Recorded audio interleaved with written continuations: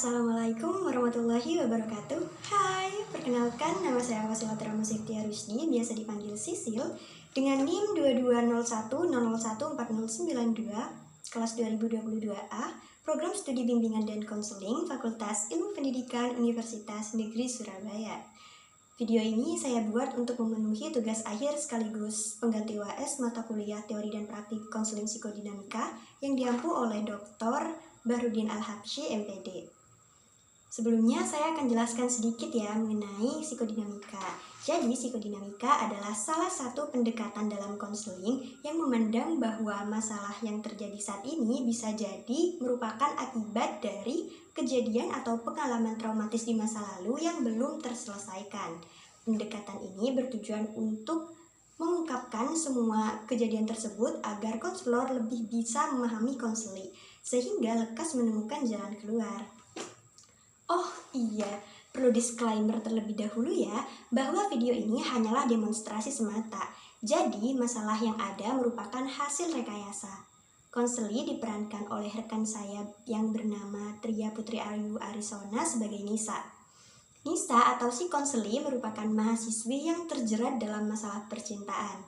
Dia diselingkuhi oleh pria yang dia sangat cintai, sehingga membuat dia stres dan mengganggu aktivitasnya. Lalu Nisa melampiaskannya pada makan pedas. Makan pedas dalam kasus ini saya kategorikan sebagai self-injury karena bertujuan untuk melampiaskan dan menyakiti diri Nisa sendiri, agar dia bisa melupakan masalah yang sedang dialaminya. Nisa mengaku saat stres dia hampir setiap hari memakan makanan pedas yang level pedasnya sangat dahsyat. Ketika stres dia tidak merasa kepedasan. Namun, jika dia memakannya saat sedang dalam kondisi yang baik-baik saja, maka pedasnya akan sangat terasa. Perlu diingat bahwa tidak semua makan pedas tergolong dalam self-injury. Penekanannya pada keinginan menyakiti diri sendiri, namun tidak berniat untuk bunuh diri sebagai bentuk pelampiasan dari masalah yang terjadi. Untuk menyelesaikan masalah tersebut, lebih khususnya saya menggunakan psikoanalisis ala Sigmund Freud. Sesuai dengan artikel ilmiah karya Syahibah Nur Audia, mahasiswa Universitas Islam Sunan Ampel Surabaya yang terbit pada tahun 2019 dengan judul Konseling Psikoanalisa untuk Mengurangi Self-Injury pada Seorang Karyawan di Surabaya. Teknik yang saya pilih yaitu teknik asosiasi bebas. Karena saya rasa penyebab konseling menyakiti dirinya sendiri adalah pelampiasan emosinya yang kurang tepat dan unek-unek dalam dirinya belum tersampaikan dengan baik. Wah, seperti apa ya hasilnya? Pesepeda nabrak pohon, tapi ternyata masih sehat. Selamat menonton dan semoga bermanfaat.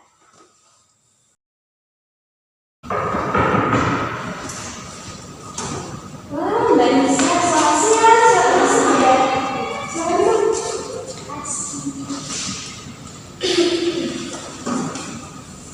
Gimana Mbak? Alhamdulillah baik. Baik beneran?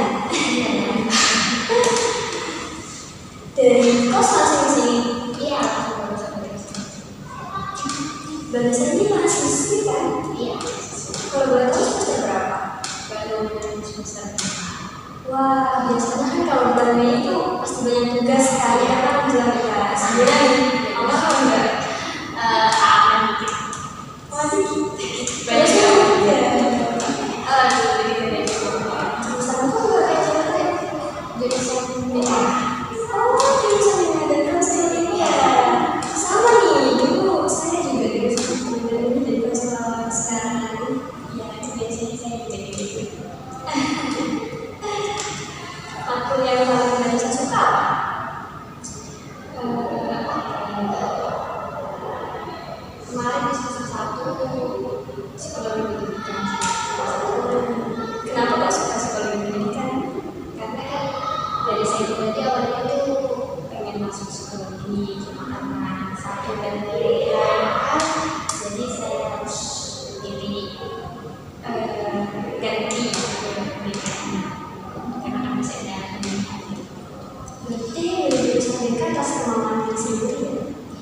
Ya ada sedikit bukan dorongan sih kayak asal kayak kasih tahu sama saudara-saudara jadi kayak apa dicoba dulu gitu. Dan ternyata pas tiba-tiba Vanessa baru tahu konseling apa gimana? baru Sudah tahu belum konseling apa? Sekarang kan Vanessa dari konseling kan? ya tahu sih. Konseling itu kegiatan berperilaku dari konselor kepada konseling yang memiliki permasalahan dan harus diselesaikan. Tapi di situ konselor itu memberikan kesempatan secara penuh pada konseling untuk mengambil solusi dari berubah sesuai kemampuan dan keinginannya. Wah, betul sekali. Pasti pas kuliah gak pernah jadi absen kan?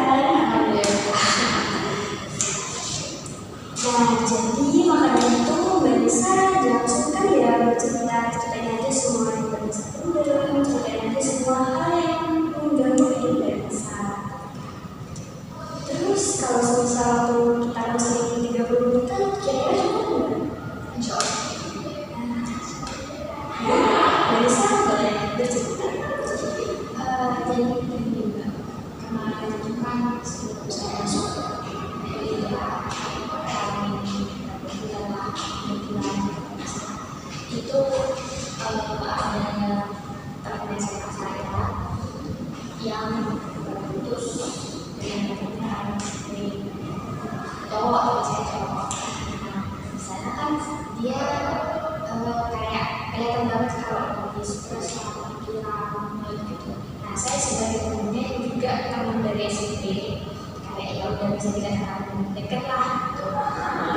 Jadi kayak dia butuh cerita ya, dia datang ke saya kayak secara tersirat itu aku butuh tempat cerita gitu. Jadi kan saya sebagai temennya pasti menerima aja. Terus cerita banyak, akhirnya sampai teman-teman di sekitar saya itu bilang kalau dia itu ada rasa sama saya kayak beda loh, dia bukan cuma sekedar cerita biasa gitu. Tapi saya yang dari awal nggak ada niat dan tujuan ke sana, jadi kayak ya udah terserah kalian mau berpikir apa gitu. Tapi ya saya kan cuma untuk mendengar cerita dia gitu. Terus akhirnya lama-lama beneran akhirnya dekat. Ya saya sebagai cewek ya pasti nggak juga tahu lah gitu kalau terus-terusan dipepet gitu kan, itu merasa nyaman, baper, terus segala macam. Akhirnya dekat lah, dekat artian yang berasa gitu. Cuma terus dalam beberapa bulan kemudian dia itu kan tadi udah saya bilang kalau dia itu putus dari mantan sebelumnya. Nah, dimana mantan itu setahu saya dia itu kayak udah bucin banget sama mantannya, kayak sebelumnya udah dikasihkan gitu. Terus akhirnya kan juga satu sekolah juga, jadi dia masih sering kayak ya entah cetak kasihan orang bareng gitu, yang bareng gitu tanpa sepengetahuan saya. Jadi kayak ya meskipun secara status nggak ada ikatan, tapi kan dari dia konfes mengakui dari isi percakapan kami sehari-hari itu kayak ya udah lebih dari teman ini bukan teman biasa gitu. Dan di situ waktu itu dia posisinya tiba-tiba bilang kayak ya nggak kayak biasanya yang ngabarin lah ada ini masih gitu. Terus dia tiba-tiba bilang, dan saya itu melihat story-nya sih karena kan teman juga. Ternyata di story mantannya itu kalau sama doi saya.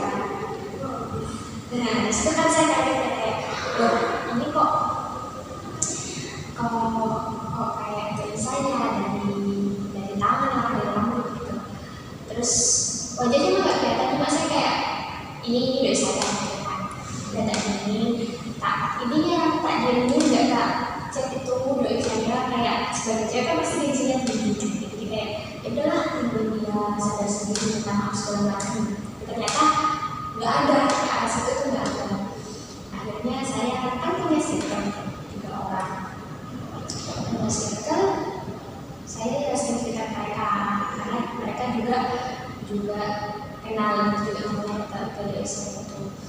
Terus udah, nah di situ kadang kalau udah sama-sama tokan bertiga itu kayak harus kayak nyari kesenangan biar nggak mundur lagi, tapi kesenangan itu dijadinya dengan salah satunya makan pedas gitu. Ya emang kami bertiga juga saling tahu kalau sama-sama suka makan pedas sampai apa ya, sampai brutal gitu. Makan pedas itu kayak ini hampir tiap hari gitu. Nah di sini kan saya juga sadar sampai saat ini pun, sampai beberapa bulan terakhir itu ya masih sering mengalami itu, karena ya itu tadi dari kesenangan. Tapi di sisi lain saya juga sadar kalau itu juga bagian dari kesehatan saya gitu kan. Soalnya sekarang lagi ngekos, lebih jauh sama orang tua gitu kan. Kalau di rumah kan minimal kalau sakit ada lah yang merawat gitu. Di sini siapa gitu, meskipun ada teman tapi kan nggak bakal sepenuhnya gitu.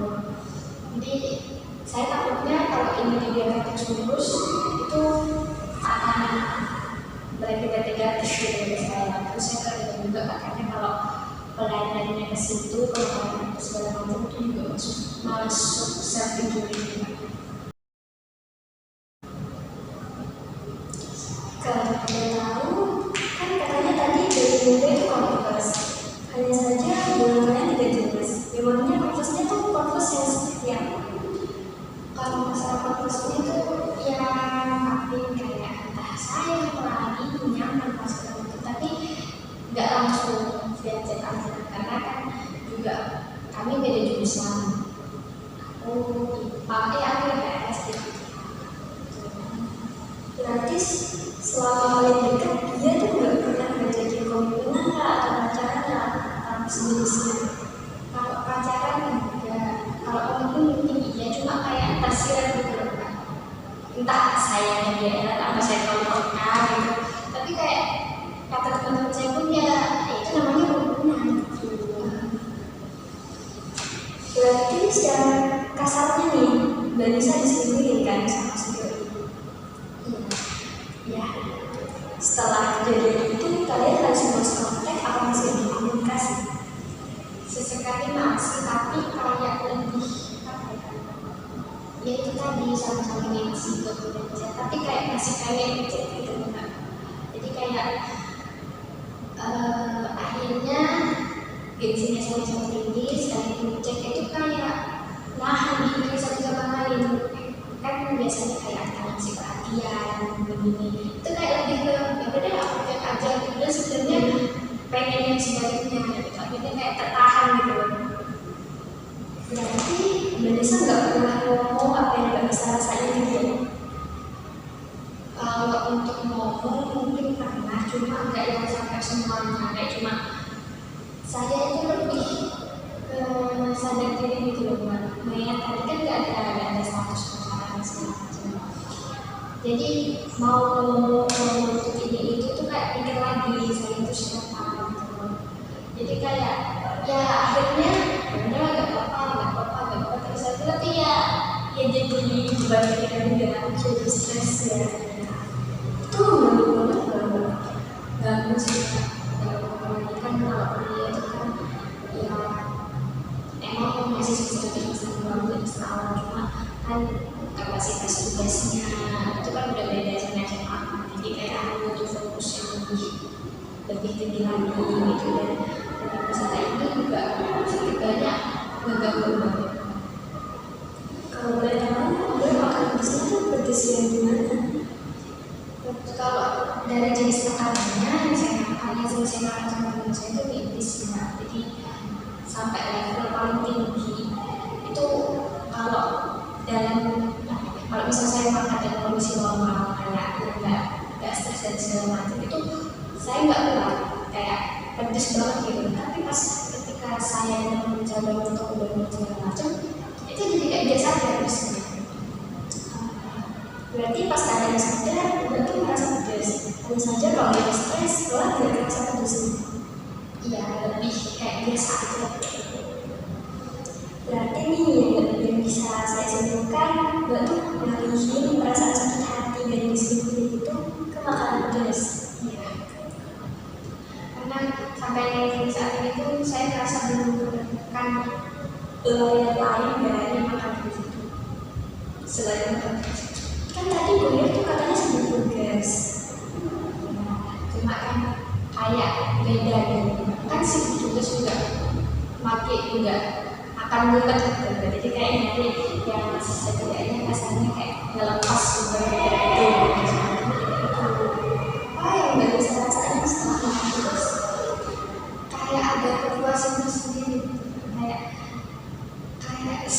bukan seger sih, kayak ya rasanya seger gitu, seger dalam hal kayak apa ya, bisa ngeluarin kayak kan waktu kecil kan banyak ngomong tuh. Nah dari situ kayak apa ya, secara nggak langsung kayak ngeluarin unek-unek yang nggak bisa saya jelasin, entah itu kayak gitu. Kalau boleh tahu, pernah nggak ada efek samping kesehatan dari makan pedas? Kalau efek samping bentuk yang baru saja sih Mbak, juga nggak sampai yang parah-parah gitu. Karena dasarnya juga saya dan teman saya itu kan suka pedas, jadi kayak mungkin perut kami udah terbiasa sama gitu. Tapi ya kalau keterusan juga saya mikir juga gitu loh, takutnya kan nggak ada yang tahu lagi di mana. Jadi saya kayak mau konsultasi kedua, kayak mungkin gimana caranya saya bisa ngalihin stres saya ini ke hal yang lebih positif lah daripada yang negatif. Saya rasa kebiasaan buat makan pedas alias ngalihin rasa stres itu berasal dari masa lalu Mbak. Jadi Mbak Nisa tuh merasa kesal, tapi Mbak Nisa nggak bisa mengungkapin semuanya ke orang yang bikin Mbak Nisa kesal. Dan saya juga bisa melihat bahwa Mbak Nisa punya kesadaran yang cukup tinggi. Jadi mau nggak saya bantu buat jalan-jalan keluar dan cari pelampiasan yang mungkin dirasain gitu. Ikhlas bentar ya. Silakan masuk. Duduk ya. Kakinya bisa diletakkan di sini. Gimana Mbak Nisa, posisinya udah nyaman belum? Nah, jadi teknik yang akan saya lakukan itu adalah teknik asosiasi bebas. Karena saya lihat Mbak Nisa belum bisa sepenuhnya mengungkapkan perasaan jengkel Mbak ke si dia, sehingga itu sangat mengganggu Mbak sampai melampiaskan keluhan pedas tadi kan. Nah, ikuti instruksi saya ya. Nanti saya akan suruh Mbak Nisa untuk bercerita, meluapkan semua emosi Mbak Nisa. Tenang saja, di sini tidak ada yang tahu kecuali saya. Bisa tutup mata. Posisinya rileks ya Mbak. Kalau Mbak Nisa menangis, keluarkan saja. Mbak Nisa marah, keluarkan saja. Bisa tarik nafas, hembuskan. Tarik nafas lagi,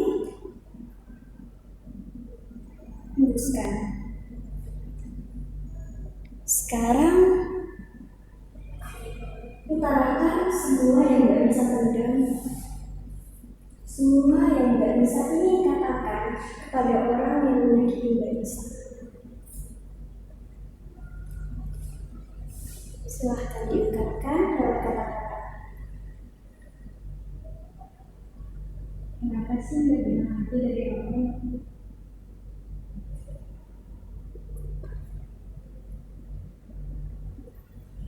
Aku sadar kok aku jadi pelajaran, tapi nggak gini biar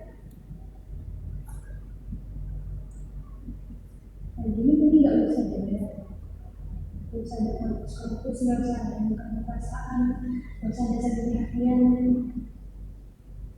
Lu tahu tak kalau jam-jam begini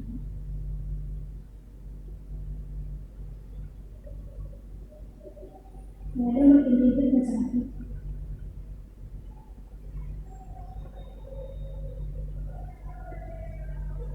Juga aku begitu, nggak bisa fokus sama itu.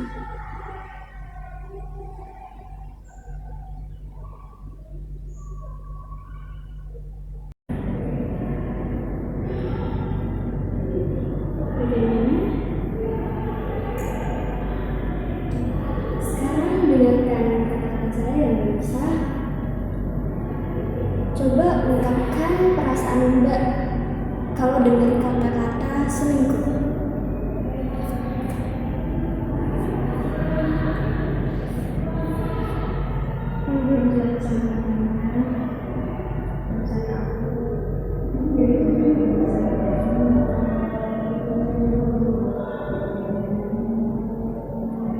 Coba ungkapin perasaan Mbak kalau dengar kata jatuh cinta.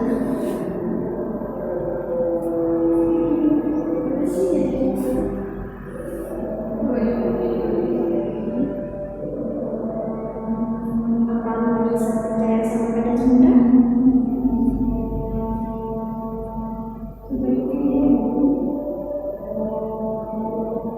Apa Mbak bisa punya rencana untuk jatuh cinta?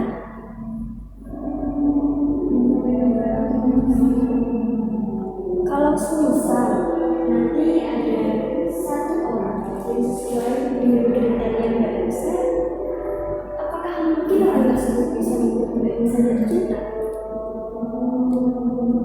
Tergantung kondisi yang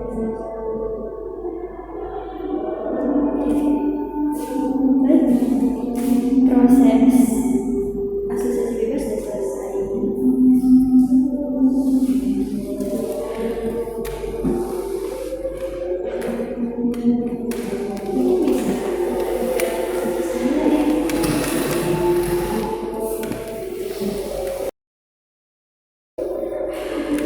Gimana Mbak?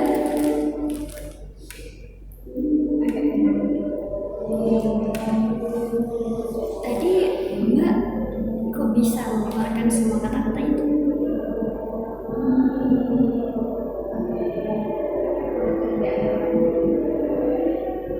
Apa yang Mbak rasain setelah ngomong seperti itu? Karena sejauh ini kan saya tahan Mbak Nisa terlihat sangat sedih ya, tapi kayaknya udah agak tenang.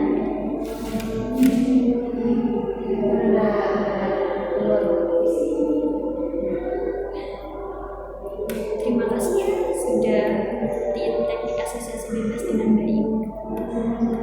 Oh iya, kenapa Mbak Nisa nggak percaya sama kata cinta? Karena sejauh ini saya belum menemukan katanya itu mungkin dari awal, tapi ya ujung-ujungnya pasti jadi kayak jadi Mbak Nisa percaya sepenuhnya. Mbak Nisa ingin percaya akan cinta? Inginnya sih nggak cuma untuk sekarang, kayaknya masih ingin menenangkan diri sendiri ya. Baiklah kalau gitu. Oh ya Mbak, saya punya sedikit tips agar Mbak Nisa bisa mengalihkan ke hal yang lebih baik biar gak bakal pedas terus. Mbak Nisa suka itu kan, dari hasil asesmen di awal saya baca Mbak Nisa suka membaca. Kalau dengan menulis atau journaling itu gimana? Saya agak kesulitan juga, tapi kalau membaca mungkin tips yang pertama Mbak Nisa bisa alihkan ke situ. Saat Mbak Nisa udah mulai mumet, mungkin bisa baca cerita-cerita anak kecil yang happy ending, yang ceritanya ringan, yang bisa membuat Mbak Nisa sedikit relax. Atau enggak, saya punya permainan itu kayak puzzle gitu, nanti bisa disusun menjadi boneka. Nanti saya tunjukkan permainannya ya. Gimana konseling kali ini? Alhamdulillah udah sedikit banyak bisa membantu saya ya, dan mengeluarkan berbagai kesalahan yang selama ini saya hindari.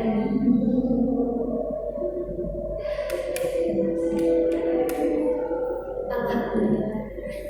Kira-kira kalau kita akan mengadakan pertemuan lagi setelah ini, Mbak Nisa bersedia?